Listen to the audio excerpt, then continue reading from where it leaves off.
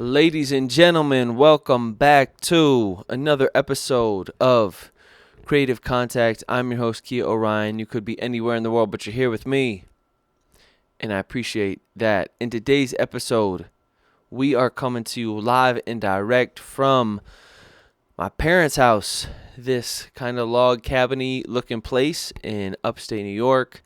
We have a cameo of the fireplace. We have it's not really country shit if you aren't drinking out of jelly jars. You know what I mean? If you aren't drinking out of mason jars, then I don't really think that counts. But if you can't see, if you aren't tuning in on video, painting a picture for you, I'm back in not so snowy, but a little bit more rainy, overcast upstate New York, out in the woods, and got some kind of log cabin vibes up here. And this is where I come back to just about every year for the holidays to kick with mom and pop and do a lot of reflecting. I call it the Rehab Facility because this is where I really feel like I reset. And I come back here if I can twice a year. I spend time with mom and dad, the dog, and my big bro if he's kind enough to come up and see me. So this chapter, this pod in particular, is going to be more reflections based on art and creativity in music, because this is a pod about the Song a Week Challenge and reflections on the Song a Week Challenge. And then I'll be doing pods coming up probably next week or the week after about what things are looking like in terms of 2022 and reflections on the last year, but more in like personal, romantic type of, in that sort of a vein, where this one's going to be much more music focused. Because I wanna split them up because they'd be too long. They're things that I really like to talk about and think about, work through, and they're topics that I think deserve their own pod. I don't want to rush through any of it. But before we get to the takeaways from the Song of the Week Challenge, I just want to give you a brief little life update on where I'm at, what I'm up to, what I'm doing, kind of the recent week or two since when we spoke. The last pod, I talked to you guys about my experience, the ayahuasca ceremony. So if you haven't checked that out, go listen to it because I feel like I got some crazy takeaways, some really interesting gems in there. But now I'm back upstate New York. Obviously, like I said, I left Medellin. I've been back maybe about a week now, and it's always such a head trip to be back because you wonder if you ever left. You know what I mean? Like it's weird being back and sleeping in my childhood bedroom again and being in this small town. My parents live in this tiny town in upstate New York. I think it's like 2,000 or 3,000 people max, but I don't really go into town that much because we live way out. My dad's he's pretty much Captain America. He's on his planet, hippie man vibe. So we live way out in the mountains. And so I pretty much just spend time up on the hilltop with mom and pop and the dog. Lots of long walks, lots of journaling, lots of thinking, lots of good food. My parents definitely eat and drink well. So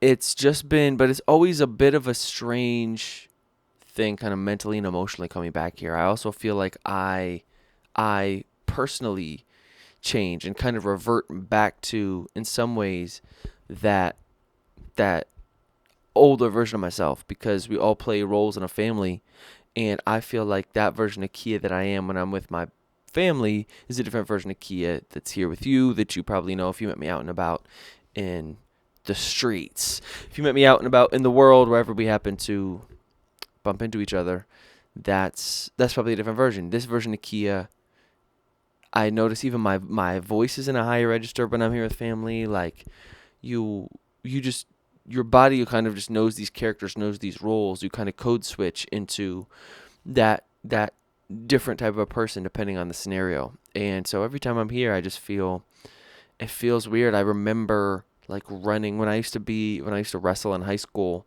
for a very short period of time. I remember running down the driveway at like 5:30 a.m. in the morning in the wintertime And it's weird that like those smells come back now and will remind me of like high school wrestling or soccer or just certain times of year, just certain like smell. I think is one of the biggest time travel mechanisms that we have, because there's something about a smell that can put you back in a place. Or what I found as well recently is it'll put me back in a feeling. I might say, this smell doesn't have an exact place location, where sometimes they will. Like I was smelling something the other day, I was like, this was this X. Like I can smell something and be like, I know the exact time period and who this X was that I smelled this, and I know those feelings. Or sometimes I'll just have, it happened the other day, I was helping my dad move some rocks with my brother, and it was like that upstate New York springtime muddy post rain fresh smell that it's like years of living up here kind of all rolled into one, but it felt kind of hopeful. It's like that springtime, like you're kind of coming into summer, although it's not springtime at the time recording this, it's wintertime. But shout out to global warming one time, it pretty much feels like springtime. So it's just always a head trip being back in the old childhood bedroom too, and just all the memories and the feelings. And it's strange sometimes how the life in Asia, the life in Mexico, the life in Colombia, they just feel so distant. But at the same time, when you're there in those places, when you actually do start traveling again, it's just fascinating how quickly you can adapt to those, and those start to feel like home. That as humans, I really think one of our superpowers is we're just super adaptable. So that's my little home rant for you about just being back in this headspace. I'm not planning on making a ton of music while I'm home. I'm planning on really getting my attention straight for this next year and setting time aside to reflect on the last year. I have some questions that I want to really dig into about, when was I happiest, when was I least happy, what did I like working on. But one piece that I set last year that I wanted to talk to you about today, and which is what the theme of this episode is about, the Song a Week challenge.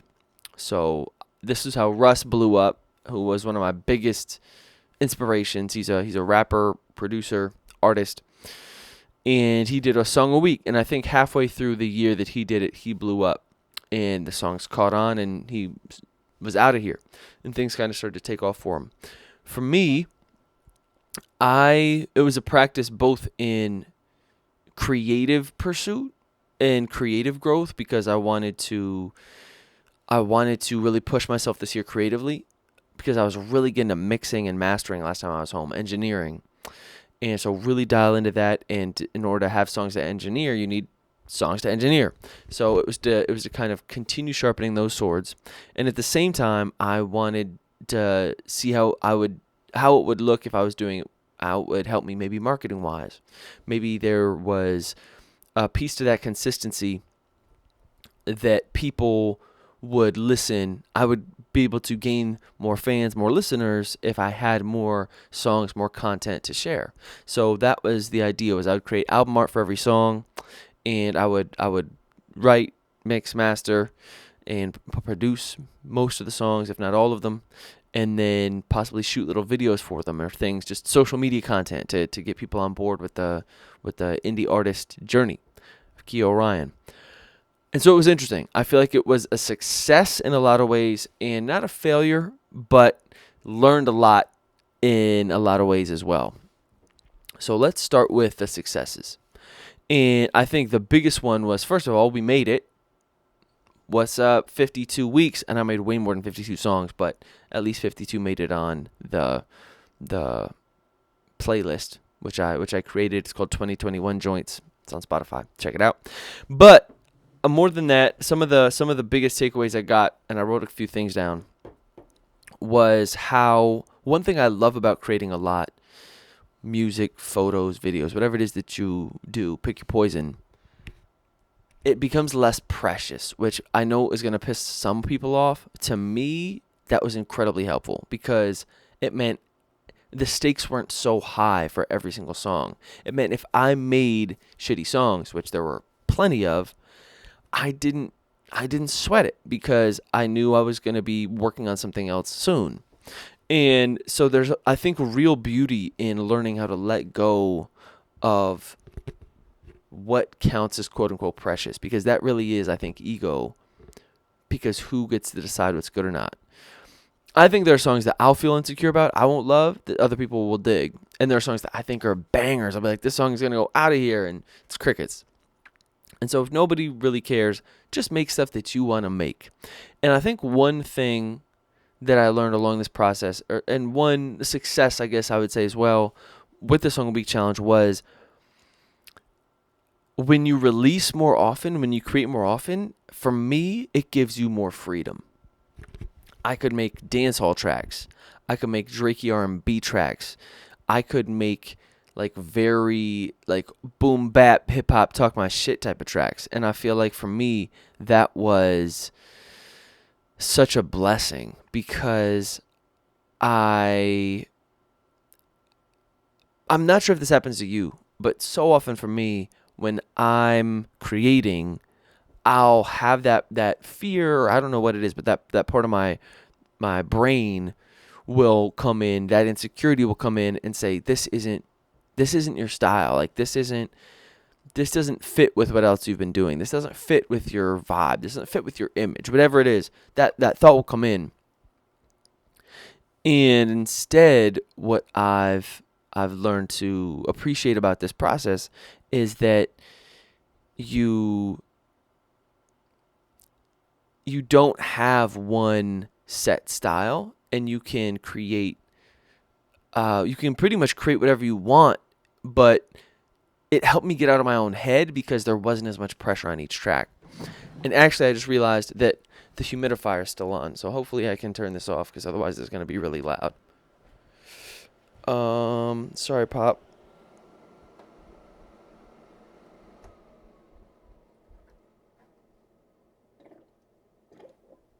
All right. Hopefully that helps. So that was a big one. Was create often and don't worry about what the outcome is. Just create. And I think that was for me one of the biggest lessons of this whole thing was just to make art that you feel in the moment. Don't second guess it, and make a lot of it. Which brings me to my next point about making a lot of art. This is on some Stephen. I love Stephen Pressfield. If you know me at all, you know I've talked about Stephen Pressfield 1,000 times. He created War of Art. He also has one called Turning Pro, which I love, which is this idea about treating your art or if you want it to be a profession, you have to treat it like a professional.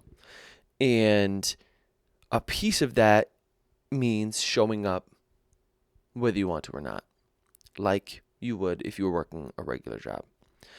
And for me, showing up even when you don't want to was a huge piece of this because it was Monday, Wednesday, Friday. I had my Tuesday and Thursdays like marketing days or making content, shooting videos, shooting the podcast, whatever, mixing.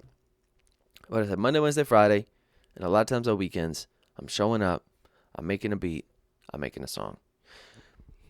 If it's trash, let's just run with it and see where it goes because I've got another shot on Wednesday or Friday. But that part of just showing up for me was huge. And knowing that even when I didn't want to, I still needed to make something, I think was incredibly telling for a lot of reasons. But one of the biggest ones was a lot of those days when I didn't feel like showing up, but I still showed up just to make something, I made some of my favorite tracks. Very rarely would I come in and feel super inspired, let's make something great, and something great came out. It's interesting how it's like almost reverse. 9 times out of 10, I'll come in super inspired, I have a direction, I start creating, and it flops. I can't quite nail it that day, and I don't know what it is. But it's more often this is the whole piece that Stephen Pressfield talks about with the muse and whatever, that you stumble upon greatness or you stumble upon the genius, those moments of gold that you really only get if you give them the opportunity for you to receive them. But if you wait until you're inspired, so often you're going to be waiting a long time, and then you're going to make 3 songs a year. And so that for me was another huge takeaway, that piece of let me just show up, period, rain or shine, feel it or not, I'm late or not, I have time, I don't, whatever, and just say this day I'm making something and just take it as far as I can. And that is really telling to learn to trust. I think for me to learn how to trust myself, that I can make really cool stuff if I just trust myself in that process of just kind of like wading through the bullshit. And most of my best songs, I think, came spontaneously, which I would not be surprised if I pitched this to a bunch of artists, photographers, videographers, filmmakers, whomever, content creators, that if you stumbled on some of your best stuff, and I bet a lot of folks would agree with me. Jelly jars, baby. So that was another big piece for me, was learning that showing up is 90% of the game. Building that habit of creating is 90% of the game. That you don't necessarily just have genius, but you create your way into those moments of gold, those moments of genius, I think was a huge takeaway. And another one, speaking of creating your way into genius, is that if you do something a lot, very often you can get better at it. But one thing that I found helped me a lot was, there are 2 pieces I want to talk about on this, but the first one is shipping the work. As Seth Godin would say, putting yourself on the hook. Because there's a difference between making music and it just sitting on your hard drive and making music and giving it to the world. Because when you give it to the world, at the same time that you're saying, here, check this out, I made something really cool, you're also saying, this is a very personal piece of me that is now open for judgment. You can love this if you like it, or love it if you love it, like it if you like it, or shit on it if it's not your thing. And so opening yourself up for that kind of public discourse, public ridicule, while I'm not at that level where I really have haters like that or people who don't really like it, because mostly just my mom and then on ghost accounts, there's a piece of that I think as soon as you ship it, I know for myself, it's really hard to have an objective perspective on a track if it's on my hard drive, if I just made it, if I'm the only one who's heard it. It's really hard for me to say, is this good, is it whack? I don't know. I just can't figure it out sometimes. But as soon as I ship it, when I release it to the world, it becomes much more clear to me which tracks are terrible and which ones aren't. One, because you'll see how people react, which is cool. You can actually gain some confidence in a track if you can see people are really loving it. And at the same time, just for your own, you meaning me here, for my own, I guess I'd say, barometer of what's whack or not, is it's easier for me to be able to tell when my tracks are trash once I've released them to the world. I'm like, oh man, that's pretty bad. Like, I thought that was cool when I made it, but like, that's actually pretty bad. Or other times I'll be like, this is kind of weird, I'm just going to put it out. And then later I'll be like, that's fire. I'll come back and be like, man, like, I wrote that. Like, I'm impressed. That sounds cool. I didn't even realize that I could do that. So there are stakes involved when you ship a product, when you ship a piece of art, whatever that is, music, photos, visuals, whatever. To ship the piece, I think, to be on the hook for the piece, I think, is part of the magic. Some people I know like to just create it and keep it, and it's just for them, and that's cool. But this is also a place where I've kind of been torn a little bit, because I do make the art for myself. I make the music that I want to listen to, but I also would be lying saying that I don't want other people to enjoy what I've made. And I think that that's sometimes where I can get caught Because if you want the validation of other people, I think that's very real. I think that's very honest. I don't think that's a bad thing. But I believe what's difficult about that is if you end up making the art only for the validation. Because that, I think, is when you get caught. And that is maybe when your art is no longer yours. And that's often when people are chasing hits. I think, especially in the music industry, when the monetization piece is based off of a popularity of a song or whatever. If you're creating the art for it to be popular, for it to be monetarily successful, I think that can be a very tricky place to create from, compared to making what you believe in, making what you feel, making what feels potent, what feels pure, what feels honest, raw, and then, appreciating when people do enjoy it, or wanting people to enjoy it. I don't think is uncommon, I guess, or something along those lines. But I think doing it for, I think the motivation, really finding the inspiration and motivation, what is the point, the purpose of it, I think is a big piece of it. But also understanding for myself that making songs and just keeping them myself doesn't feel the same. Honestly, even if I release it to the world and nobody hears it right now, I still feel like in my heart of hearts, because I'm growing this self-belief that like I can do this, that someday people might appreciate them, but that they're out there to be appreciated or hated, but just to be heard, to me is like enough for me to feel good about it, to say this is getting, like, this is public.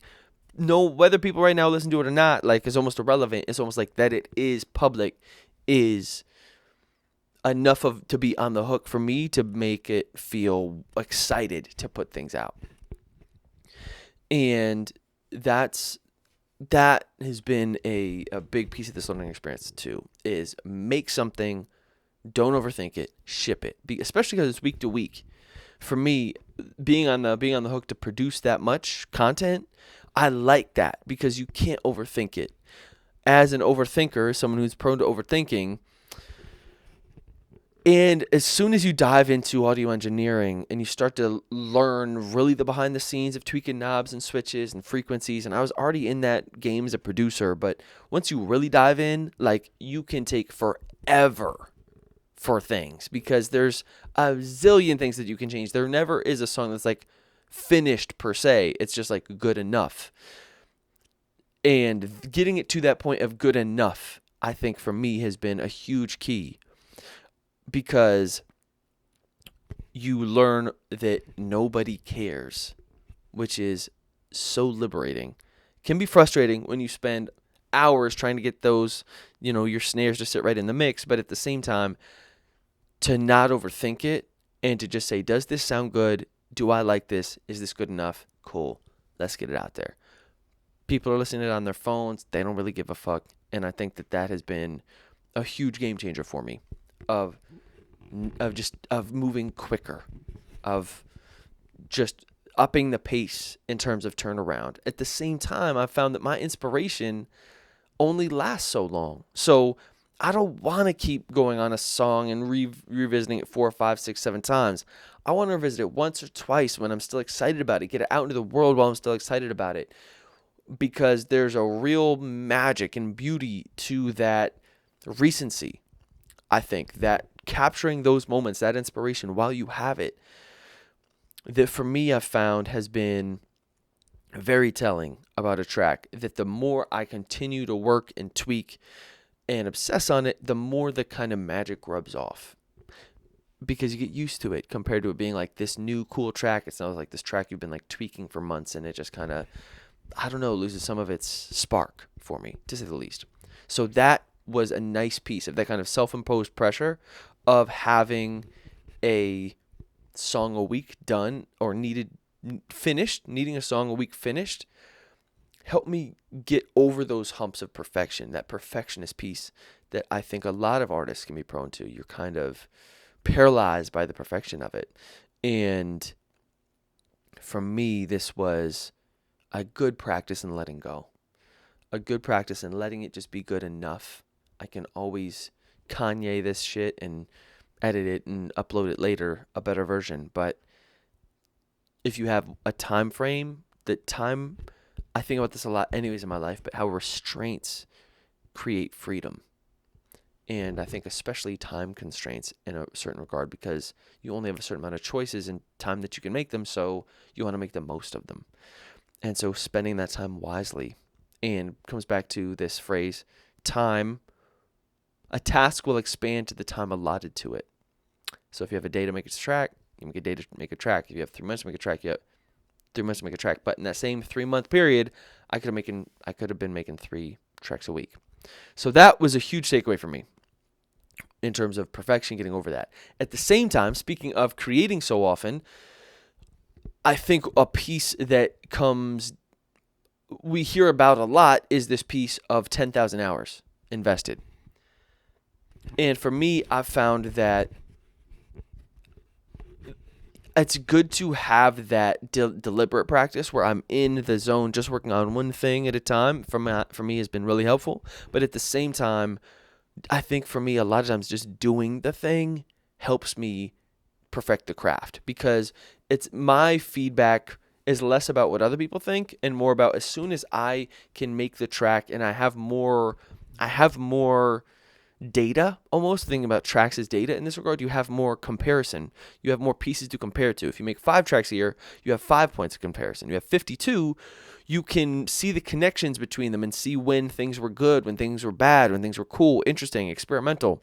And being able to draw those connections for me has been huge, because if you listen to the tracks that I made at the beginning of the year, they're wildly different from the tracks I made at the end of the year.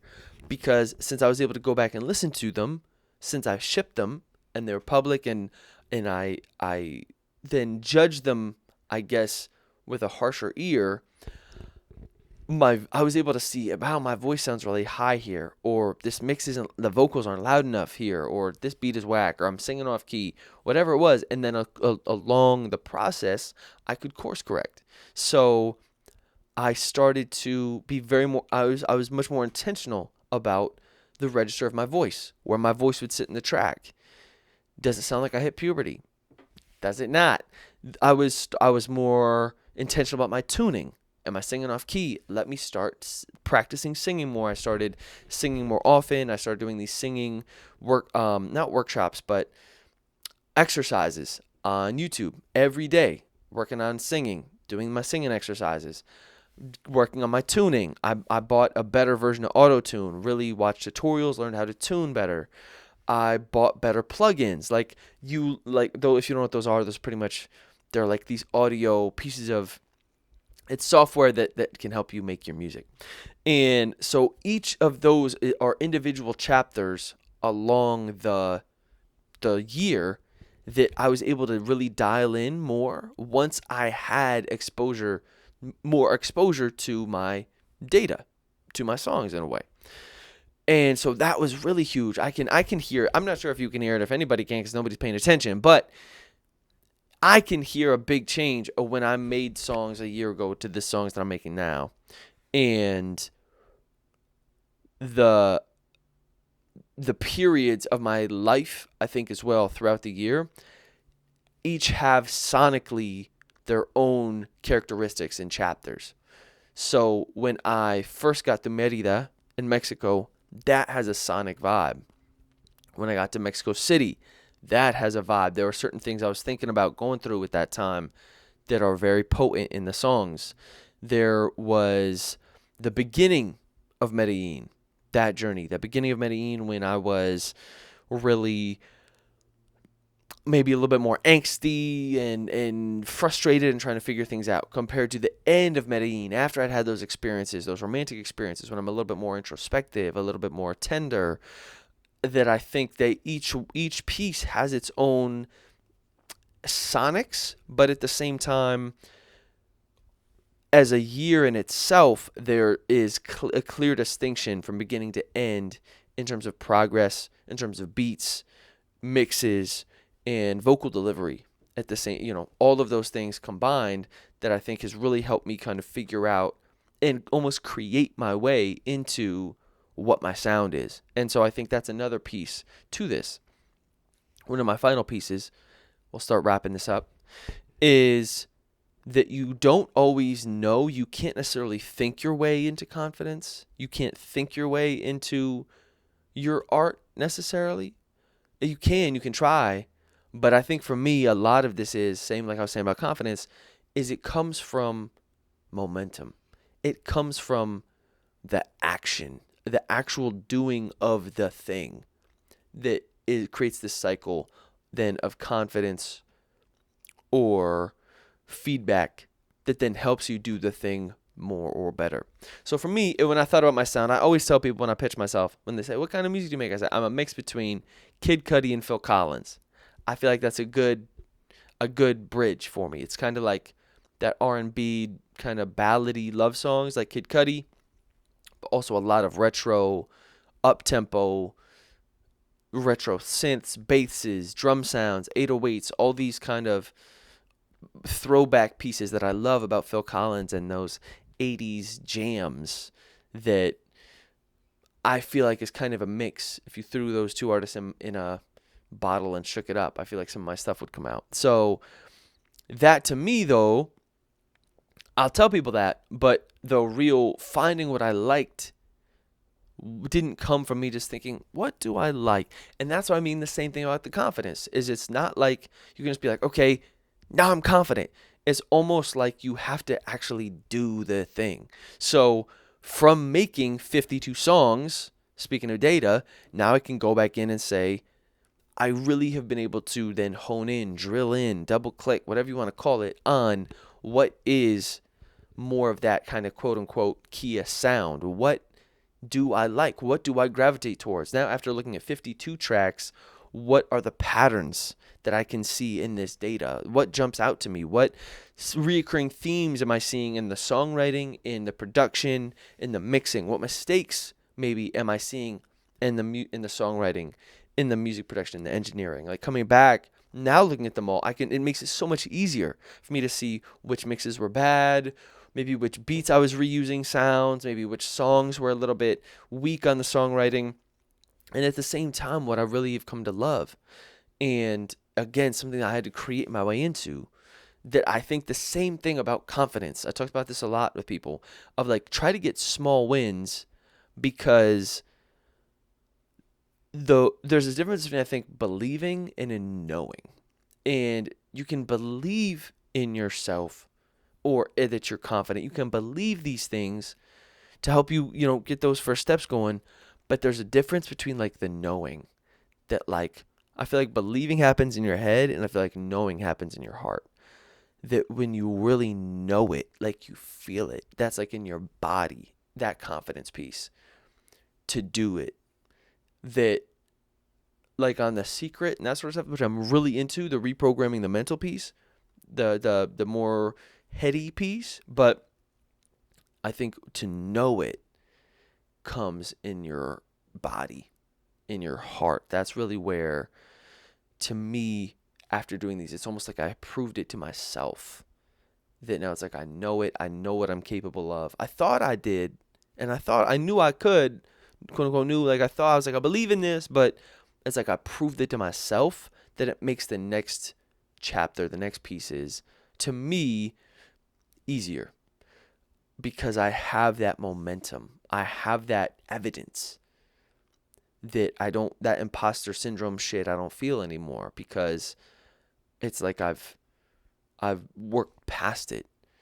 So those are pretty much the biggest takeaways, the biggest gems for me in terms of what I got from doing the song a year. I'm really happy with how things turned out, but now I was thinking of like, do I do 2 songs? Do I just 2 years? Like, should I just run it until the wheels fall off and see how far I can take this thing? But I think for me, what I'm going to do instead is switch the tactic, because like I said, successes and failures, and the successes and lessons learned from this are marketing For me, content marketing is huge, but also really being intentional about where you're putting the content, and also being strategic with that is really important.